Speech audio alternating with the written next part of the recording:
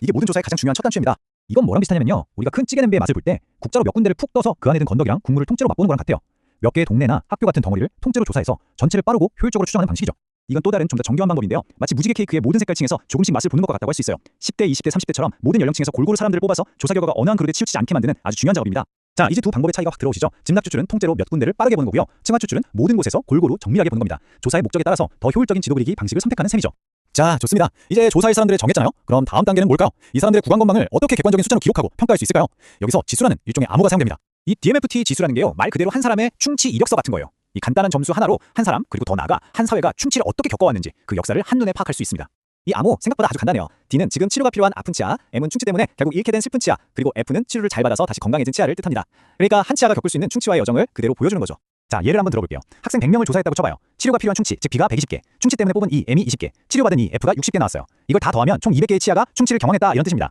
이제 이 총합을 조사한 학생 수 100명으로 나누면 평균 DMFT 점수인 2.0이 나옵니다. 자, 그래서 2.0, 이 숫자가 대체 뭘 의미하는 걸까요? 이게 바로 핵심이에요. 이 집단 학생들은 평균적으로 한 사람당 2개의 치아가 평생에 걸쳐서 충치의 영향을 받았다는 뜻입니다. 이게 바로 국가의 구강 건강 상태를 보여주는 핵심 지표가 되는 거죠.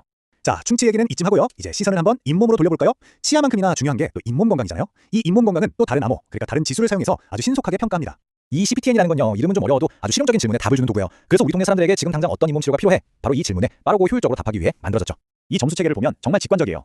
0점이면 아주 건강한 거고요. 1점이면 칫솔질 교육이 필요하구나 하는 신호. 2점이나 3점은 스케일링 받으셔야겠네요 하는 뜻이죠. 그리고 4점, 이건 더 복잡한 잇몸 치료가 시급하다는 강력한 경고입니다. 점수 하나가 바로 행동 계획으로 이어지는 거예요.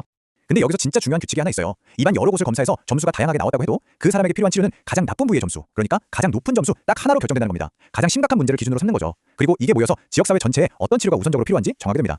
자, 지금까지 우리가 한 걸 정리해볼까요? 조사할 사람들을 뽑았고 그 사람들의 충치랑 잇몸 상태를 숫자로 바꿨어요. 그럼 이제 이 숫자들을 가지고 뭘 할 수 있을까요?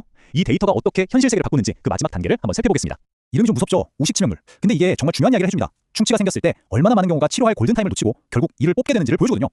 이건 단순히 충치 문제라기보다는 그 사회의 치과 의료 접근성을 아주 적나라하게 보여주는 거울이에요. 네, 바로 이 말입니다. 이 지수가 높다는 건 사람들이 아파도 돈이 없거나 시간이 없거나 아니면 근처에 치과가 없어서 치료를 못 받고 있다는 사회적인 문제를 드러내는 강력한 신호인 거죠.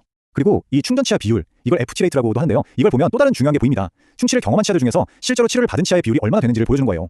당연히 치료받은 비율이 높을수록 그 사회의 의료 시스템이 잘 돌아가고 있다고 볼 수 있겠죠?